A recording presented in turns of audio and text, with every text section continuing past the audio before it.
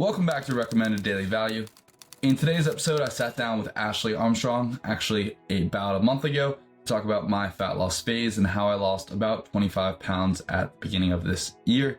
This was actually on their podcast, but I've been super busy and traveling the last few weeks, so Ashley was kind enough to allow me to reuse it here. So if you haven't listened to it, make sure to check it out. And if you have already seen it, we need to be reminded more than we need to be taught, so hopefully you can grab something out of this episode that you didn't the first time.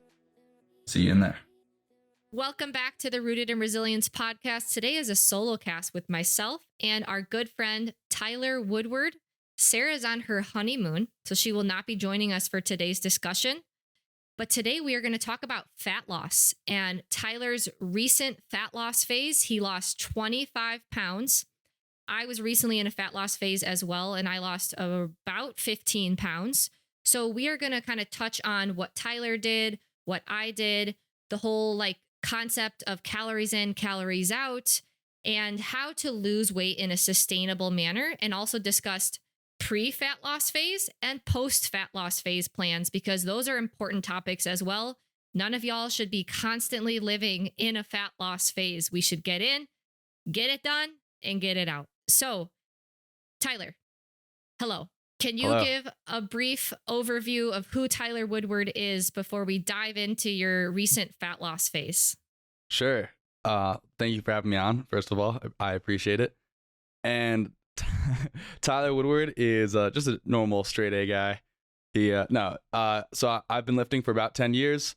I come from, the reason I've gotten into the Ray Peat style nutrition was because I struggled for a long time to see any results in the gym. So I've been lifting. I was a bodybuilder more or less. I don't actually do bodybuilding, but I lift to build a body, as one does. And I wasn't really seeing a lot of progress. So I was doing these big cuts and bulks, and it wasn't actually until I started doing the cuts and bulks that I actually started to see any visual progress. The question might remain whether it's from the cuts and bulks or you kind of trick yourself with the cuts and bulks into thinking that you're seeing progress. We can come back to that. And I have been doing sort of over the last year, before I started cutting, doing the kind of a maintenance phase, not really knowing of Kathleen's work and the LEA and the actually slowly increasing your calories, just trying to doing a pro-metabolic approach, which is great, but tends to get a lot of people very fat, including myself. And I just kind of brush it off as if it was, it's good fat or something like that. And healthy diabetes. It's healthy fat, healthy diabetes. And as a joke for anyone. And then kind of dialed in maintenance. Then I got to a point, gained some weight over the holidays, which is, I don't regret that at all. That just kind of happens if you aren't really being diligent about it, and that's fine with life. So it's not really one of my regrets, surprisingly. And then I was like, all right, it's time to lose some weight, get into good shape. And now I'm at 192, so I lost about 25 pounds, and gonna maintain till about 4,500 calories is my goal. I'm a little over 6 foot and change. And then I might end up cutting to around 185. We'll see. It would be fun to get super lean and see what that's like.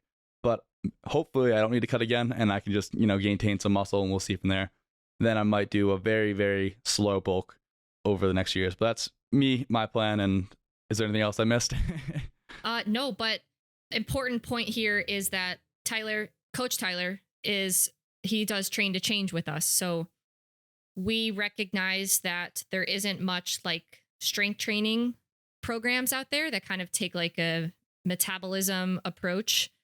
And that's what we tried to create. So that is Train to Change. And you can see more information in the description below. But Tyler is part of Train to Change. And so if you are a member of Train to Change, we have a number of educational video modules in addition to the workout plans in the app. And Coach Tyler and myself, we recorded various videos together doing myth busting and talking about the best types of exercise, how much protein you should be eating. So if you're a Train to Change member, you will recognize Coach Tyler. So I think let's just dive in and start with what your approach was for your fat loss phase. And before we even get into that, I think that it is very important that people realize that when you say fat loss or weight loss, this really does need to be a planned out period of time, because you shouldn't be constantly living in a calorie deficit. There are extreme consequences to that all across the board. And if you've been paying attention to the Minnesota starvation experiment discussions with Kathleen, we talk about how low calorie eating, which is very easy to do with restrictive diets, low calorie eating is going to negatively impact systemic function. So all parts of the body can be impacted because the body isn't getting the energy that it needs. So everything is going to be slightly down regulated to adapt to the energy coming in. And honestly, I think that this is my biggest beef with people who crap on calories in versus calories out. It's very popular right now to say that calories in, calories out is BS. There are, of course, problems with it, but if you just throw that concept out, people, I see two extremes. There's one extreme where if people are following a very restrictive diet, they're not eating enough food. It is very hard to get enough calories in if you're just eating fruit and fruit juice. That's why I need starches, because starches are a lot more energy dense, allowing me to get calories in. And then on the other extreme, if you're like, oh, calories don't matter, I'm just going to eat everything. Well, you're going to gain weight very quickly because the body needs time to adapt to more calories coming in so that it knows what to do with that extra energy. It's going to store extra energy if you add in a bunch of calories quickly. So Tyler, before we even get to the fat loss, like, can you explain what happened when you went pro-metabolic and added food in? Yeah. So I was coming right out of college, and during college I had eaten as healthy as I could, but I also recognized I was on my own budget, didn't have much income at the time, so you kind of make do with what you got. I cut out beer, so if that counts for anything, and maybe we'll get some points. And I had been doing these cuts and bulks in college, and it was actually really, really hard for me to gain weight. Like, I remember maybe it was just because I wasn't eating enough. I wasn't tracking at the time, so wish I had the data to go back and look at. That would be nice. But I got really into repeat my senior year of college and was kind of like, all right, as soon as I graduate and I'm living with my parents again and can buy my own food, I'm going to really start dialing PD, getting PD, I guess, or whatever you want to call it. And there's no repeat diet, whatever, blah, blah, blah. But like eating pro-metabolic foods, whatever you want to call those. So I like started dialing whole milk. Was like, whole milk's good. You don't want the synthetic vitamins and 2% and skim. I hadn't also drinking milk in like years. I used to drink a ton of milk. So my digestive system, I'm an all or none kind of person. So I just decided to like go ham on drinking a ton of milk, and my digestive system did not agree with me for a few weeks to month. I was like, is this going to end soon? It ended. I drink a ton of milk, have no issues anymore. And then I probably gained about 2 pounds a week, maybe like 1.5 pounds a week, and ended up getting to 215. I think I had actually hit 220 one day. And I think at this point I could probably like do a very, very slow bulk to 220 and not look like a big potato. But I pretty much look like a Mr. Potato Head. I don't think I had any remnants of a jawline. It was not a good look. I have a picture of me sitting on like outside in the sun reading a book, and I just like look down at a selfie, and I have like probably 4 chins. I was like, look, I might lift and I might look like okay with clothes on, but like this is just not acceptable. But the thing is, and I didn't have this insight at the time, I thought I was just like, it's kind of like dirty bulking. I didn't think I was dirty bulking, but I was just saying, oh, it's a ton of muscle. It's a ton of muscle. It's not. Can't gain that much muscle per week. No. No. I mean, as a beginner, you're lucky to gain a pound of muscle a week after that. And that's like for 6 months, maybe. 8 pounds of muscle a week? A pound of muscle. A pound. Okay. I thought you said 8. I was like, no. Okay. Yeah. And I think that's on the extreme too. I think it's probably even closer to a half pound. And then realistically after intermediate to advanced, you're probably looking at like a 1/4 pound of muscle a month. So like your example there is on the extreme side, where if you don't do any sort of tracking in terms of, and neither of us are saying you have to track your food for forever, but you have to track something. If you have a goal, the best way to get to that point is tracking some variable, right? And Tyler, your example is on the extreme side of like, I didn't track anything and I just went balls deep into this. And as a result, your body wasn't prepared for that influx of calories coming in. And if you would have taken that a lot slower, maybe did a little bit of tracking, added calories slowly each week while you increased activity, your basal metabolic rate would have been increasing along with it. So I think that that's one very valuable reason that tracking can be useful. Mm-hmm. And we see this all the time in the pro-metabolic space, like the amount of people that have come in and said, like, I gained 30 to 80 pounds. Like, and what are we supposed to say? You didn't pro-metabolic hard enough. You PD'd wrong. Like, we can't pull the same thing that other diet camps are doing, right? Like, you didn't carnivore hard enough. It's just like you have to meet your body where it's at. Yeah. And you went through that. I went through that. Sarah went through that. And I know a lot of other people went through that because so I think when we discuss these calories in, calories out things, we've got to be very careful with the types of messaging because it can really change someone's life, unfortunately.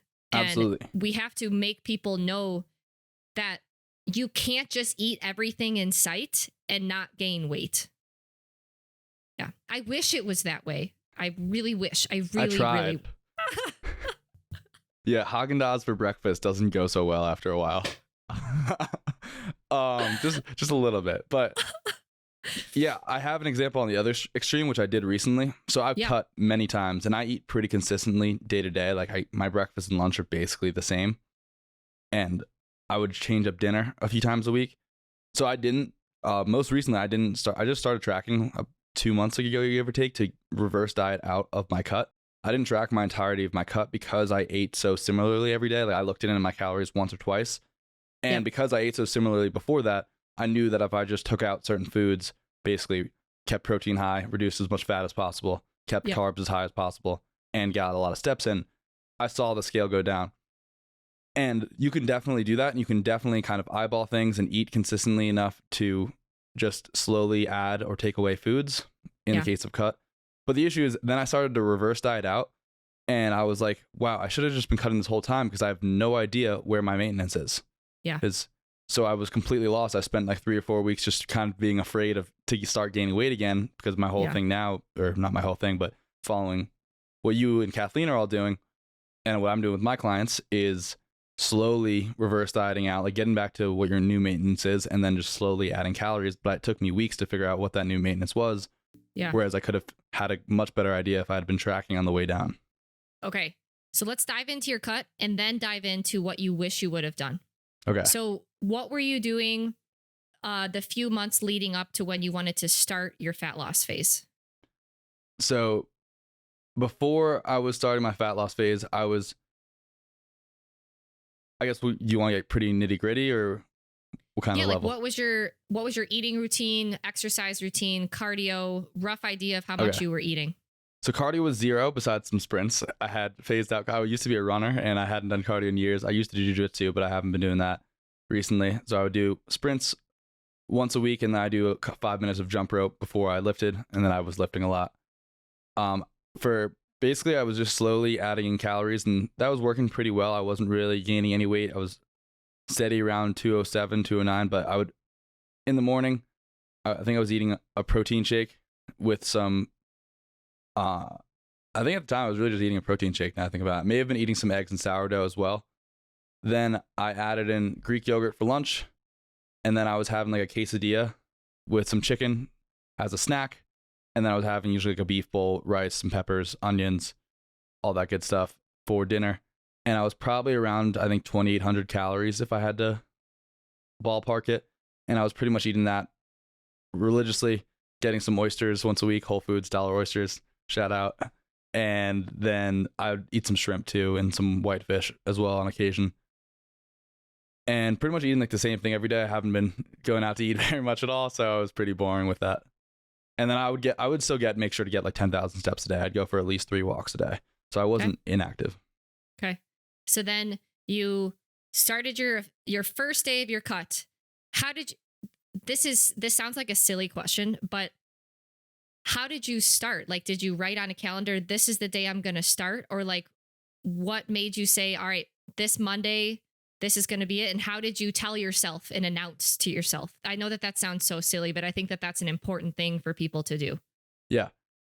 So I think the big thing for me, it was right after the holidays, and I hit 215 on the scale again. I was like, all right, it's time to start reeling things back a little bit. Yeah. But I also, didn't do it during the holidays. I was kind of okay. I think it's fine to gain some weight during the holidays. Like if you're going to enjoy it. Now, you don't want to gain a ton of weight. You can definitely let yourself go. But you also don't want to be so diligent that you're stressed out about eating it the whole time at the party and not enjoying family and not enjoying all the good food that tends to be around. There's a kind of a balance there. Maybe you do some extra cardio or something that week, whatever it is. And then I got back to Denver. I was feeding myself again, so I wasn't relying on mama's cooking. And then I was like, I took some progress pictures at the gym. I was like, all right, it's time to get serious. Also, actually know exactly what it was. I had to record some exercises for Train to Change. And my girlfriend came with me to the gym and helped me record. And I looked at these videos. I was like, this is unacceptable. I cannot look like this. And I actually re-recorded one of the exercises recently because I was like, I just cannot have this in exercise library. I look like I ate myself.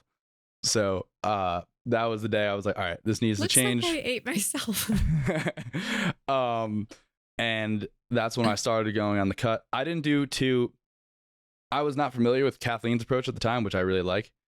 So I just kind of basically went from eating 3 eggs a day. I eliminated as much fat as possible. So I used as little butter, coconut oil as possible in the morning. I went from eating 3 eggs a day with sourdough to no sourdough, a glass of orange juice, and what I call anabolic hot chocolate or anabolic adult coffee, whatever you want to call it, which is some milk, some protein powder, which I don't usually recommend protein powder for myself, for my clients, but in the case of a cut, I think can be useful because it's very hard I can't drink 4 quarts of milk a day without spending all day peeing. And it's just a lot of calories. Protein powder in the context of a cut, I think can be really useful. Greek yogurt with honey and some fruit for lunch. I really didn't have almost any fruit. I think I just had blueberries to eliminate some more carbs. And I would still could say my diet was pretty high carb diet. And then I'd have, I think, about a half cup of rice with a half pound of ground beef, which would leave me at around 165 grams of protein a day. And then I'd have a ton of milk in between there. So I was probably eating around 2,000 calories a day with like 25 grams of fat and probably still around 300 grams of carbs.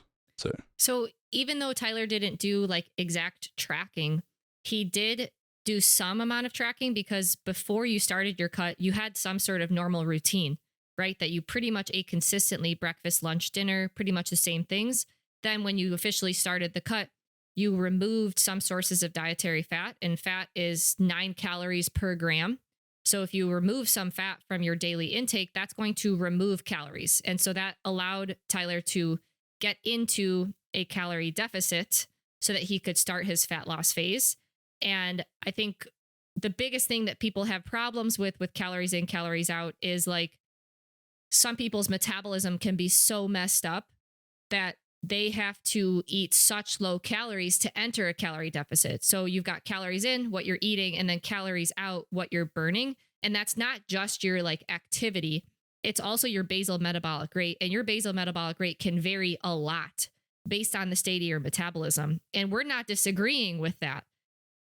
But you can spend time working on that and building up your maintenance calories so much so that you can enter a calorie deficit relatively easily. Like I would say, Tyler, 2,000 calories, like the fact that you were able to do a cut at that, I think that that's great, right? That's a sustainable, somewhat of a sustainable amount of food to eat at for a short period of time. Remember, because fat loss phases should be short periods. So it sounds like you were roughly around 2,800, 2,900 calories before you started your cut, somewhere around 2,000 calories during your cut. And did you just pretty much eat that same thing, breakfast, lunch, dinner throughout your entire cut? Pretty much. Wow. I mean, I'd have some... Bro. I'm so broed it out. I mean, when you're just cooking for yourself and there's no one interrupting you and you don't go out, it's pretty easy to have the same thing. I would occasionally have shrimp and pasta. I really like shrimp and pasta, but I'm also I've been having a lot of fun with cooking recently, but I was just kind of in a rut with cooking. I feel like I definitely ate some other things, but I pretty much cod, shrimp, and beef bowl was really the only things I eat. I love beef bowls, so I still eat those probably too much, and they're super easy to meal prep, which makes life really easy. But yeah, very bro of me. So you reduced your calories a little bit. Did you change your exercise routine at all? So how much you were strength training, any amount of cardio, any amount of steps? Yeah.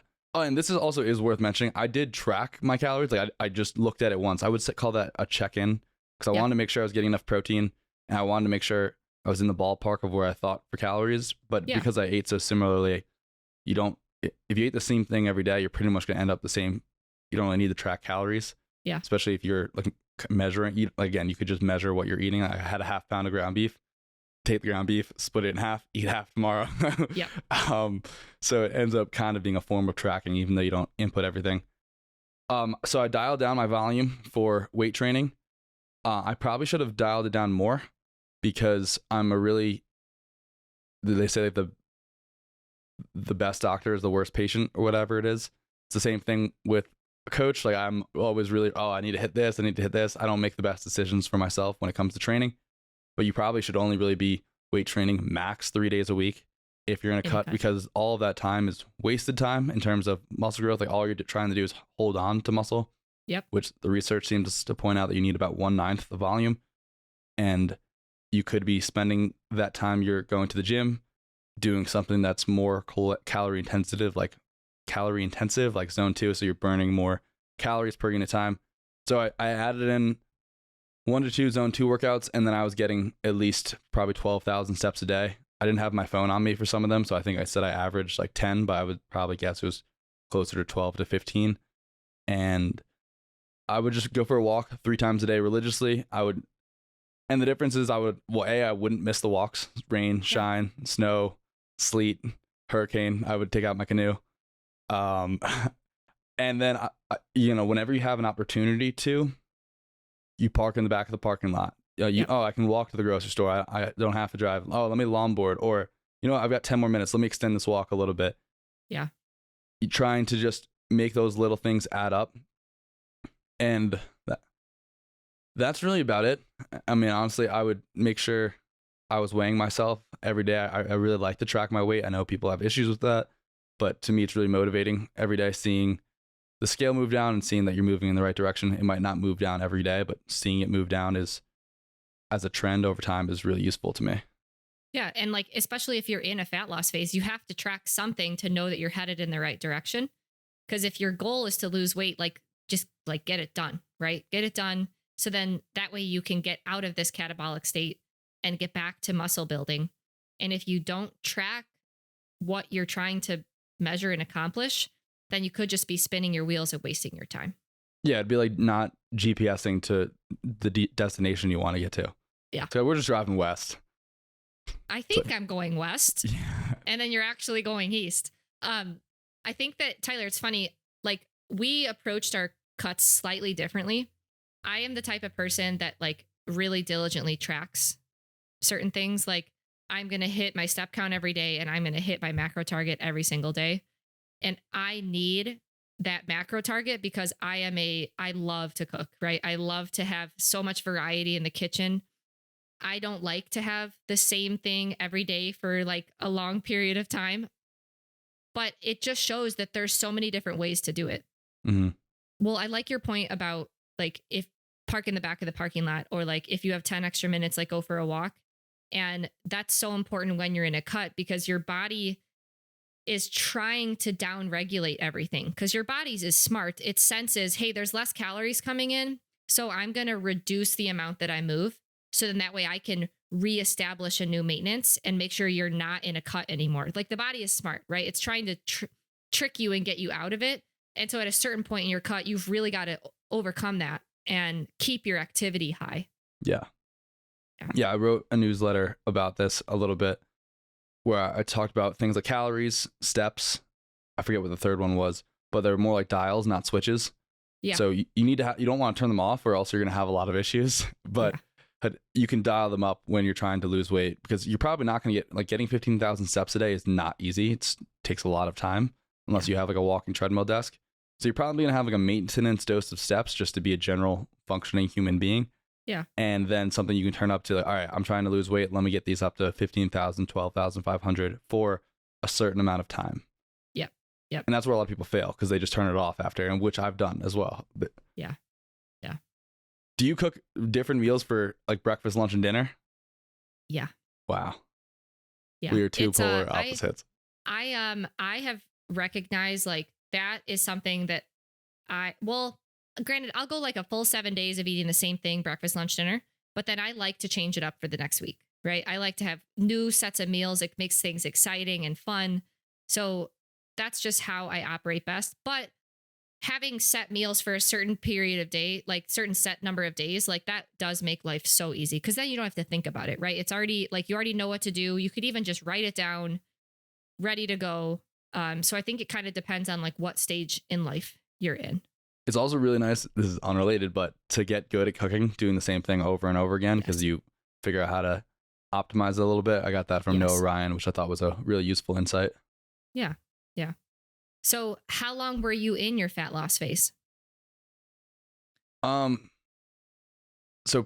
fat loss phase was probably about 5 months. So I was I was in a not as deep of a deficit as you were. Okay. And I also lost a little bit. I lost like 10 pounds more than you were. So I was in for an extended period of time. What I would do differently in that is that I would definitely do more of a steep deficit and definitely do it for a shorter. And I would do a lot more zone 2. And again, dial back the weight training because I think I could probably have done it in about 4 months. And I did also take some breaks in between there. It wasn't like a straight 5 months there. I had some weekends that I was traveling back home and I definitely was not in the calorie deficit. Definitely had a couple drinks with some friends at times. So I definitely took some days off and kind of refeeded. But I would definitely try and accelerate the cut at that point. But I mean, at the end of the day, it's either you do it for longer, which we're both fans of get out. And I would do that going forward. But historically, I had just done kind of low and slow, which I think you can definitely do, but definitely not as fun. Well, I also think it could depend on the type of person and what they can stick to, right? If a really, really short fat loss phase, it requires a lot of commitment.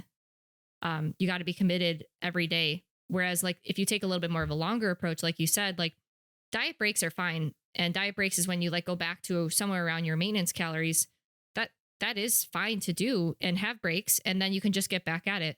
So I think it also depends on maybe the season of life that you're in. Yeah. I would also say though, as a caveat to that there's probably certain seasons of life that you just shouldn't be in a fat loss phase. Yes. Like, for example, don't try to start a cut December 1st or like right before Thanksgiving, right before all the holidays. Like, yes, you're going to see your family, but you're going to be the most tempted to eat everything in sight ever, especially when you restrict food. You tend to much more easily binge on food. And don't start a fat loss phase if you don't know what your maintenance calories are, because I know so many of you guys you're not tracking, which is fine. However, when you are in kind of like any sort of like restrictive dietary approach and you undereat for a long period of time, your metabolism will downregulate.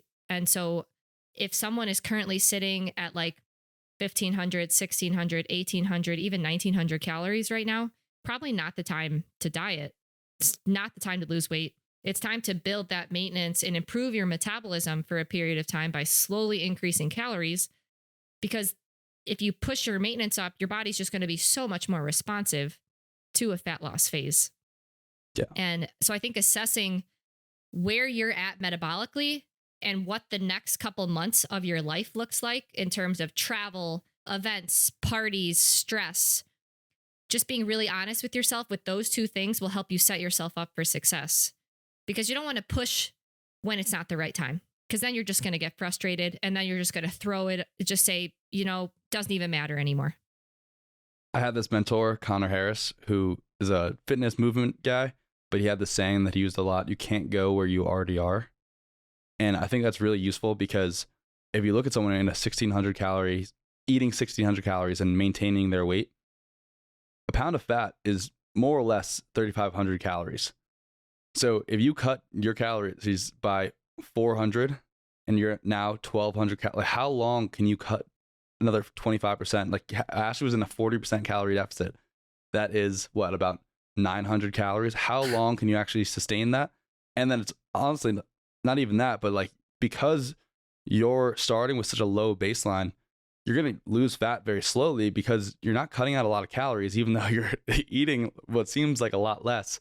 But like Ashley cutting at 2,500, or what was your cutting calories? So my maintenance, I worked my maintenance up to like 2,800 to 2,900. And that was at about 145 pounds. Also, keep in mind that Ashley and I, how tall are you? 5'4.5".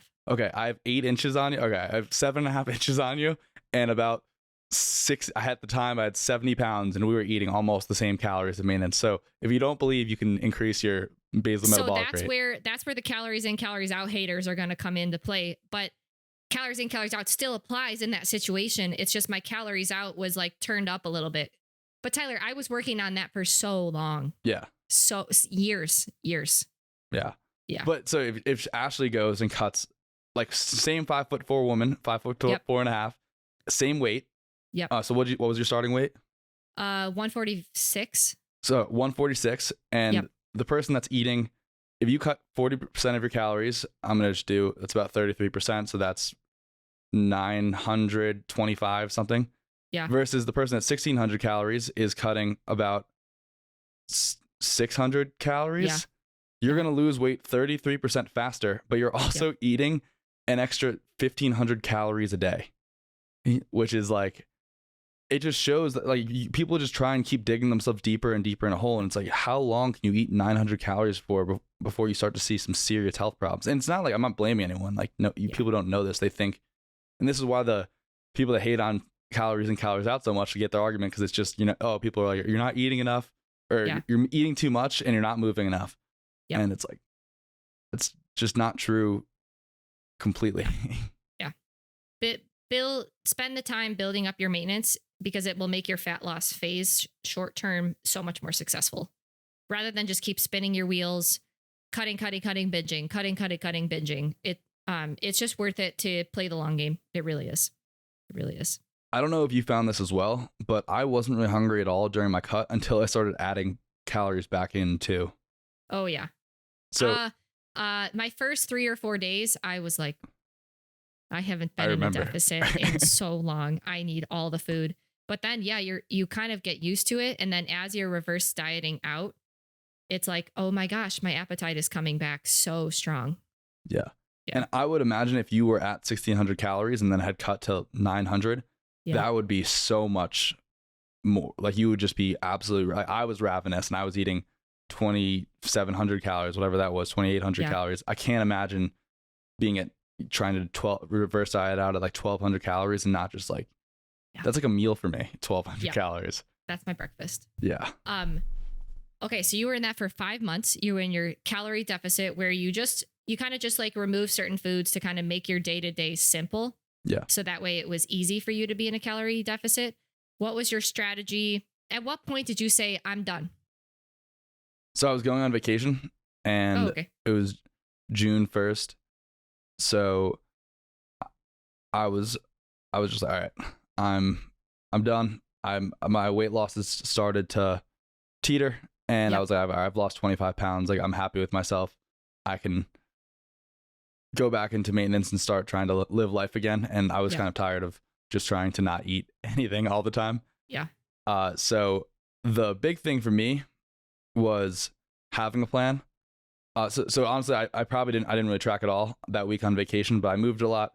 And then my whole thing was just be conscious of what you're eating. Yeah. Because it's impossible to go out on vacation for the most part and track what your food is when they don't have calories at the restaurant. And it's just not practical. So my goal was just, try and not gain weight. And then as soon as I came back from vacation, I started tracking, which is where I realized I was like, I really have no idea where to start from because I haven't tracked calories I haven't tracked calories seriously in years. Again, I had checked in, so I had some sort of idea. But again, when you're not tracking, even though I was eyeballing it, eating pretty consistently day to day, I really had no idea of what number I was at. Like, I guess I had a ballpark, but when you're trying to find your maintenance, you don't want to be, a ballpark can be pretty wide, within like 300 to 500 calories, and you want to be within at least 100. Yeah. So that is one thing that you regretted, is like near the end of your cut, you didn't really know exactly how many calories you were at? Yeah, and it was just finding maintenance super stressful because I was worried about gaining weight, whereas you could very confidently just reverse diet out if you had known where you were. Yeah. I think that would have been very nice. I mean, realistically, I wish I had just tracked the whole time, but Yeah. I'd done it so many times without tracking, so I was like, I don't need to track this time. So how then did you, because I think one of the most important things is having a post-diet plan. So then you don't just gain all the weight back, right? Yeah. So how did you come out of that state? So you went on your vacation and then you came back and you kind of knew what you were eating before. Did you just start adding foods to your meals? Yeah, basically. So I Okay. started eating an egg again, and I added sourdough toast. I didn't have 3 eggs. I started adding in some more milk and some fruit to the yogurt. So I probably added about 100 calories a week for a few weeks. Yeah. I think I went actually a little bit too fast. I started seeing the scale go up, phased it back to around, I went from like 3,300 to 3,100 calories. That was only like 8 weeks ago. And then I've been slowly adding 50 calories a week. We're currently at 3,250, 3,300 come Sunday. And Nice. that's been really awesome. I also, one thing that's a big difference that I hadn't done in the past is I would just stop walking. Like I would maybe go for a walk a day versus 3 walks a day. Yep. You can shorten the walks for sure. You don't need to be walking all the time. Like I was walking. I would take calls, walk. Yep. But you can't just go from 100 to 0. Yep. Keep that activity up. I think that that's good for life anyways. Yeah. So you consciously made sure you were maintaining somewhat similar activity levels in your cut and slowly adding food back in and restarting to establish what your maintenance is, checking in and tracking every once in a while to just start to gauge. Yeah. Well, at that point I was tracking every day. As soon as I got back from vacation, I started diligently tracking. Okay. And I think it would be really useful, again, just to specifically outline this. If I had known where my maintenance was before I was cutting, then I would know that probably within 200 calories, this is where I should be in terms of maintenance. So I could have gotten back there a little bit faster and not been so stressed out about gaining weight. And then I could have started to reverse diet from there. Yeah. But I guess that is part of the reverse diet. Have you pretty much kept your weight off? Yeah. Cool. I've been fluctuating between 192 and 193. Great. Had some beef tallow fries last week, so the sodium definitely got me up a little bit higher, but I've pretty much been at 192, no issues, and been doing some zone 2 and some walking, really only one zone 2 workout a week and just lifting, which has been super fun. Yeah.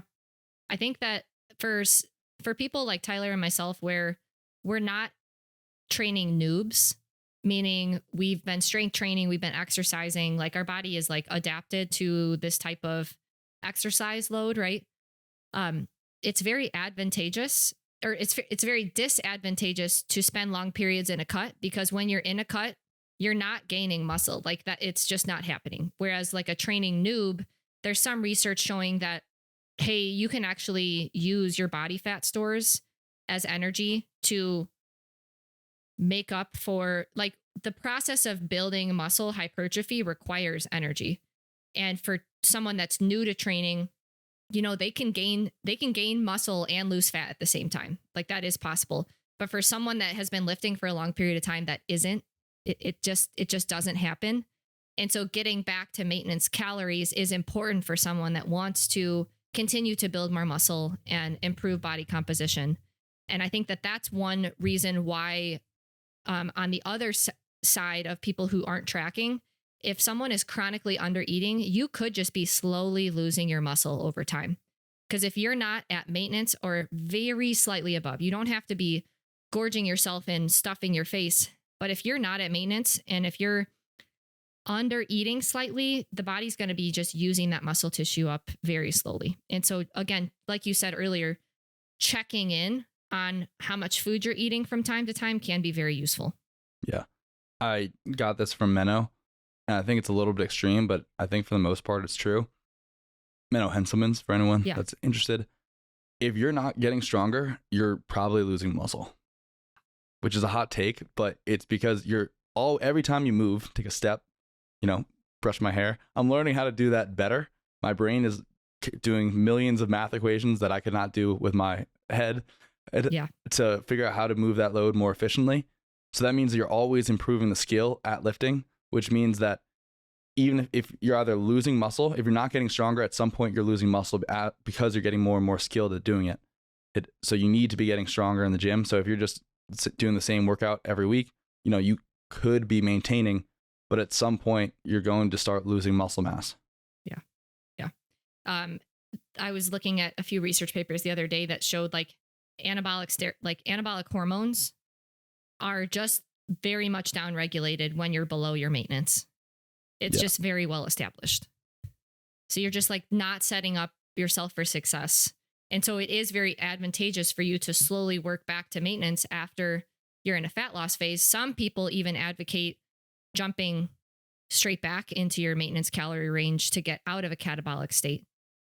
And so curious, with you adding, what made you choose the 50 calories, adding 50 calories per week? And how are you deciding if the following week you're going to continue to add? So that is Kathleen's recommendation, anywhere between 5 to 50. Yeah. I was just hoping, I like to eat. So, went on the high end because why not? And basically it's as long as I'm maintaining my weight, seeing the 192-ish stay the same, I will keep adding 50 calories. If I start to see the scale jump up, I will halt that until I see the scale get back to 192 and then probably go at a slower rate. So maybe 25, 30 calories. But I would like to get to 4,500 calories. As I was doing the math yesterday, how much it would take me to eat one of Say's sourdough cookie recipe, as I call it, with ice cream. I used to eat Chipwiches every night.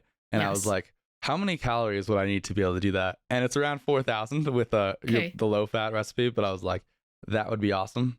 But yeah, I'm just super excited to eat more, and I really like to eat, and I'm a hungry boy. So 50 was on the high end, and then I'm just making sure that I'm not gaining weight. I weigh myself religiously every single day at the same time. Now, again, to be clear, you don't have to do any of the things that Ashley and I are recommending. It's just so useful to have, I'll make a tangential point. Ashley got me to use the Train the Change app, and I had been using my own system for years. I was like, I don't need to use the Train the Change app. Come on. And then every week I've been looking at my exercise history and I'm like, all right, you just got to get 8 reps. I don't beat myself every week, but I've been pretty religiously beating myself, and I'm seeing much faster progress than I have historically in the last few years. Now I'm like, wow, I should have been doing this for years. Kind of ridiculous. I wasn't. It's amazing how much better you'll recover and improve in your exercise performance when you eat more food and you're not in a deficit. Calories are a recovery resource. Isn't it so fun? Yeah. Yeah. I'm having fun for sure. So now that you are starting to get well into your maintenance and push that, what goals do you have for exercise? You obviously want to eat more, but what are your goals for exercise and just general performance? Are you talking about things I want to accomplish or targets I'm looking to hit? All of the above. I just want to add one thing. It's really fun to gamify things. I think it tends to work out for people. And so my calories, because I eat so consistently, I just log them. I have them on repeat and chronometer, so I can just pull them the next day. Yeah. And then it's a game for me to see how much of my serving of ice cream with chocolate chips and Hershey syrup I get to eat each day. Because it's if I go over, if I have a snack, I have to pull back some. Next week, I think I'll be able to fully get a full serving of ice cream. But it's super fun to me. All right, I'm super hungry. You're going to eat less ice cream, but gamifying it makes it really fun. And so then as far as my fitness goals, I've set a number of fitness goals recently that I'm super excited about. And I do a goal exercise with a lot of the Train to Change onboarding clients that I got from a CEO, where you set what he calls an FEA goal. So the FEA goal is probably something that's currently out of reach, but if all the stars were aligned, everything went perfectly, you would hit it. And then a realistic goal. So a lot of these goals are currently out of reach, but they're in sight, I would say. And so there's a shoulder press machine that goes up to 250 pounds at my gym. I'm at 220 for 6. I want to max it out for 6. I think that would be pretty cool. I started deadlifting. I've never been able to, I herniated a disc really badly in high school. I had to use my hands to get out of my desk, and I could barely walk. And they finally went to the doctor. They're like, yeah, you really herniated a disc. Ended up fixing itself. I had to do a ton of stretches. Stretches ended up not really working out until I figured out how to weight train. So long story short, I haven't really been able to deadlift for years. I could never figure it out without messing in my back. And then I kind of just figured it out recently for whatever reason. And I've set a goal of deadlifting 500 pounds. I think that'd be super cool. For reps, I think would be cool. I'm at 350 as of yesterday for 6. And then I want to hit a 3-plate pendulum squat. Amazing. And I'd also like to love get this. back to benching my body weight with dumbbells because I hit 105 for 5 last summer and I haven't been doing that. So I think that'd be fun. So I love that you brought this up because I think it's so cool to be able to strength train and do exercise weightlifting because it's you versus you, right? And you can play these little games and gamify things, like you said, because you're literally competing against yourself. It doesn't matter what anyone else is doing. And I think that that's so beautiful because it gives you a goal and something to work towards, but it also, you don't have to compare, right? You're not comparing to anyone. And so it's literally just up to you. And the really cool thing is that as you increase your calories, as you increase your metabolism, like you're literally giving your body more recovery resources so that you can accomplish these goals. I have no doubt that you'll get there one day, but not if you're cutting, not if you're under eating. Yeah. We have to be able to fuel ourselves like athletes. And I think that that's a big thing. A lot of people don't view themselves as an athlete. They were athletes growing up and then they've just compartmentalized themselves as, I have a desk job and I'm no longer active. Why? Why do we have to do that? Like in my cut, Kathleen added sprints. Tyler, that was the most fun day I had had in so long. Like sprinting is so fun. It's so fun. And who cares if I'm the slowest sprinter ever? It doesn't matter. It's what matters is 20 weeks from now, I'm a better sprinter than I was when I started. And that's how we make body composition changes. That's how we improve how our body's utilizing fuel. And you also have fun with it. Absolutely. Yeah, you'll also be way faster than everyone that's not sprinting because I remember seeing this guy who apparently used to be able to dunk. I was just shooting a basketball and he said, "Hey, can I borrow?" There's a guy next to me. "Can I borrow your ball?" Like, I used to be able to dunk. I wanted to see it. And this guy maybe got 6 inches off the ground. And I was just like, and at the time I was like, dude, how, in what world did you think you were going to be able to dunk? But now I see this more and more often where it's like, I think people just don't realize how, like, it's hard to tell the difference of how you are unless you're like doing these things. If you're not sprinting, if you're not jumping, how are you going to know how much you've lost, how poorly in shape you are, how much less calories you're eating? Like these, when they are slowly pulled away, Yeah. you don't really notice it. Yeah. The body is designed to move. And like there's so many different ways and activities that you can choose to be active. What matters is that you do something that's fun and something that is sustainable in your life, right? I love strength training. Like that will just forever be something I love doing. But I've recently realized like going outside and doing sprints is really, really fun for me. And I love being outdoors doing that. And so that is something that I want to add and keep in the long run, right? So I think there was a lot of habits that I developed during my fat loss phase that were missing before the fat loss phase. And while the fat loss phase was hard, I'm so grateful I went through it with Kathleen guiding me through, because I think I developed a lot of healthy habits in that time that I now want to just like maintain. So Tyler, I'm curious, what are the main things that you had to change and develop with your daily habits and routines during your fat loss phase that you now want to like hopefully keep for the rest of, for a long time?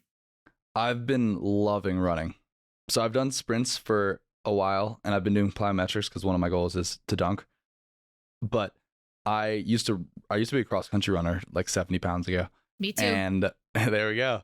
And I ran like a 19-minute 5K, which is pretty solid. For like the first year, I wasn't like anything good. But now I'm like, dude, I bet you I could beat my time. Like I could be much heavier and just knowing how to train. So I've been loving that. I've been loving the Zone 2 Plus is really cool that Kathleen got me on, where you can kind of combine. Hybrid athlete. Yeah, I'm loving because what I've realized is like, and I don't want to look like Sebum. I don't want to look like a bodybuilder. I'm more of like a surfer build, and I'm cool with that. But I will never be the strongest person in the gym. It's just not in my cards, and I don't really want it to be. Yeah. I don't want to just look like Brian Shaw or like Beefcake Tyler that was at 220, just to be that strong. But like I can be pretty darn good at a lot of things, and I like to snowboard. I like to run. Apparently, I like to jiu-jitsu, and that's super fun. Like, yeah, there's this notion in I think life that you can either be like an expert, like the best in one thing, and that makes you really useful. But you can also be really good at a lot of things, and that also makes you useful for a specific niche. Like Joe Rogan is Joe Rogan because he's into all of those crazy things. You would never think that those would come together to be Joe Rogan, but he's the world's greatest podcaster, arguably. Yeah. Yeah. Well, I think that what you brought up there is like, it's not a false dichotomy. I think that a lot of, just like calories in, calories out, people saying like, oh, that doesn't apply. I think there's just such bad messaging around running, even in the pro-metabolic space, like, oh, you're going to make yourself hyperthyroid or hypothyroid and you're going to ruin your metabolism. Like there's a time and place for running. And if you fuel yourself and you implement running in a strategic and smart way, you're not doing it fasted. You're not just doing running. You're complementing it with strength training. It's totally fine to run. Like, don't be afraid to run. I think that that's another thing. There's so much fear mongering out there of like, oh my gosh, if you go for a run, you're going to destroy your metabolism. And it's no, maybe we should reframe what the purpose of running is in our life and how can one fit it in? Like, do you know how fun it is to run down the road and see the leaves changing colors? That is so much joy. It's also so much joy for me to hit a PR on hack squats. You can do both. Yeah. You really can. It's okay. But don't do it on the same day, probably. Like, don't go for a jog and then go try to hit a PR on a hack squat, maybe. But like, there's a time and place for both, and we shouldn't be afraid. I think that a lot of groups, diet camps, they've extended rules to exercise as well. So I'm glad that you have rediscovered your love for running, which you found as a cardio means during your fat loss phase. And now you're going to keep that as you come out of your fat loss phase and increase calories. Yeah. I am very excited to see how many calories. I kind of want to race with you how many calories we can eat. I don't want to lose. How's that? How's it? Calorie per pound. We can do that. That would be fun. Yeah. I think there's also, I don't always like the saying, but the dose makes the poison, because there's a weight that someone warms up with that would literally flatten you. Like, I like to give the example. If I try to put 315 on a squat bar, Ashley and I can't squat at all with a barbell. It would literally flatten us. But there's someone that warms up with that weight, right? So no one's telling you to go run a marathon tomorrow. But if you go for a 10-meter jog, you're probably going to be like, that was nothing. Great. Do it double next time. And that's what I wrote about this recently, where if you define success as achieving a goal, I don't think it's a very useful definition of success, because you wouldn't have achieved the goal without all the prerequisite habits that allowed you to do it. So you may as well define success as moving towards it daily. So like beating your rep by 1 week is this almost the same definition of success as actually hitting the goal itself, because you would never have stepped on the podium if you hadn't gone for that run 4 times a week. Like, you can win every day, or at least every week. And I think that's super inspiring and super empowering. Yeah. I like I like that. If you like an activity, start slow. So the same same thing with food, you know, like starting slow and adding calories in. The same kind of idea with like exercise, volume, and modality. Like, don't go jumping into something crazy, because your body has to be able to adapt to use resources for recovery for that. But if like some type of activity or exercise is fun for you and it provides joy, you probably shouldn't be afraid of it. Yeah. Yeah. And it's all relative too, right? Because there's no amount of calories that is bad. There's no amount of weight that's bad. It's all relative, because if you have a 200-pound person that's doing marathons and strength training, they might eat 6,000 calories a day if their metabolism is in the right place. Yeah. If Ashley or I tried to just start eating 6,000 calories tomorrow, we would look like balloons. Yeah. And so same thing with like the weight training example. Like, there's someone that can squat 315 and doesn't break a sweat. Like, that's cool, but Yeah. it's probably not us at the moment. I what I hope people get out of one of the things I hope people get out of today's conversation is like, it's okay to have physique goals. It's okay to want to lose fat. You've got to put in the work during that time when it's helpful to have like lens and a goal of, okay, right now, this is what I want to accomplish. But being able to pivot out of that and have a plan out of that place is very exciting and fun, because it's like you can work towards goals and things that like you would never have imagined that your body can do. And you would be so surprised with when you give your body the recovery resources, the calories that it needs, like you can really do cool things. And so making sure that I think it's actually helpful to write out like a 12-month for the rest of this year. What do I want to focus on? Right. If it's a fat loss phase, all right, let's focus on that. And then if you have goals written out for after your fat loss phase, that'll help motivate you get through. So that's during my fat loss phase, I was like, I can't wait to get back to building muscle. I want to accomplish these goals. And I knew at the time I couldn't really push that because the body can't recover with that many calories, but you have that thing to look forward to at the end. And it sounds like we have similar goals where we're kind of trying to push the metabolism of our bodies. And it's kind of like this high energy flux. The guy that made, G-Flux is the concept. So essentially like high calories out, high calories in. Like the more that you give your body, the more that your body can do. Obviously, there's a limit to that, but being able to fuel ourselves appropriately so that we can push ourselves to our athletic goals, our body composition goals. And then you and I both have like business goals and what we want to accomplish for Train to Change, Strong Sistas, Nourish. And you like humans can accomplish amazing things, but we've got to fuel ourselves to get there. One thing that I really like, and you've touched on this, and I think Kathleen has touched on this as well, is that you can apply maintenance to a lot out of dieting too, because, you know, it's not the time to renovate your kitchen when you're in the calorie deficit, right? So like you can probably going to make a lot of mistakes. So like Ashley and I put our fitness goals on the back burner because we knew we weren't going to make any progress for the most part while in a calorie deficit. Like I'm not trying to gain muscle. It's just a uphill battle to say the least. It's like trying to go to Mars while not having a spaceship. So you can like say, okay, I'm going to strength train twice a week, or, you know, I don't really have time to be doing a lot of sprints this week, but I can get one sprint session once a week, even though my goal in the long term is to sprint really fast. I'm not going to be able to improve it, but I can maintain my ability. And that doesn't take that, again, it takes like 1/9 the volume of sprinting to go for a run. Like I don't need to be running all the time. I can just do a little bit and keep it there. And it's the same thing with steps. A lot of people sacrifice consistency for intensity. So they go really hard for 6-12 weeks and they eat nothing and they get 15,000 steps a day. And then they get to their weight loss goal if they do hit it. And they put their feet up and they're like, I'm done. And I'm good. Yep. I'm good. And I then can just relax now. Yeah. And then 6 months later, they're in the exact same place, if not worse. Yep. And then they're wondering like, oh, I need to do the next big thing to get there. And it's like, these aren't switches, they're dials. You need to turn them on and off, but you turn them up or down. You should never turn them off. I'm working with my client right now and we're trying to get 12,000 steps a day because he's in a fat loss phase. You can't go back to 3 or 2,000 steps. You need to have like a maintenance dose where it's just part of your life that you find it sustainable. Yeah. Yep.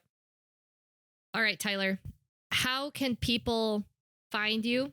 How can people work with you? I've mentioned before that we have Train to Change, which is like group coaching app. So for just $29 a month, less than $1 a day, you get your workouts delivered to you on your phone. You get really cool videos between Tyler and myself giving you great information about how to exercise in a metabolism supportive way, build muscle, improve body composition. But Tyler, you're also doing one-on-one coaching. Yeah, so I have a couple spots available for one-on-one coaching. Maybe we can throw that link in the description. And yeah, you can find me. I have a podcast called Recommended Daily Value, which will be back up and running soon. And then you can find me on all of the platforms at Tyler Woodward _fit. Word is spelt with the W-A-R-D. I'm a little bit Irish and British, one of those. So, and yeah, that's really it. I also have a newsletter, which I've been writing weekly, which has been super fun.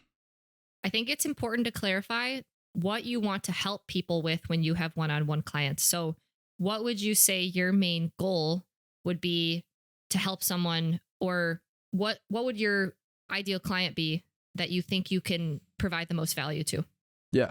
So I think I try to help people get the most out of their life, and using nutrition and fitness as an adjunct. A lot of people want to look better, and a lot of people want to be healthier and sometimes eat more, or maybe that's just a byproduct of to be healthier, but they don't want it to take over their lives. So that's kind of where I step in and helping people. It's always just generally, even for a coach, having someone look over your shoulder and help you make decisions is a very good practice, because we tend to be poor decision makers for ourselves, but help you kind of navigate the path without second guessing yourself and figuring out how to actually integrate those habits into your life to make it part of your life, not just this 6-month thing or 6-week thing. You know, life comes in phases, but we want to just kind of build a better you progressively over time. I love that. That's great. I wish I could talk to my younger self and say that, right? Because I think I missed out on a lot of noob gains because I honestly let exercise take over my life, and I never fueled myself properly. And it didn't have to be that way. I think that's a big reason why people just don't even start, because they think that it's such a huge time commitment. When in reality, if we're just like a little bit more strategic with what we do when we're exercising and what we're eating and how we're eating, and we can move the needle forward a little bit more. Yeah. And you don't need to move it forward. Like it's not a huge gas that you're hitting. It's just, I call it threading the needle every day. You just thread the needle, because it's the most suspicious. Like it seems like you're not doing anything, but little things add up to be great things over time. Great. Love it. Okay. All right. Well, you guys can find all those links in the description below. And until next time, stay rooted in resilience. Thanks so much, Tyler, for your time today. Thank you.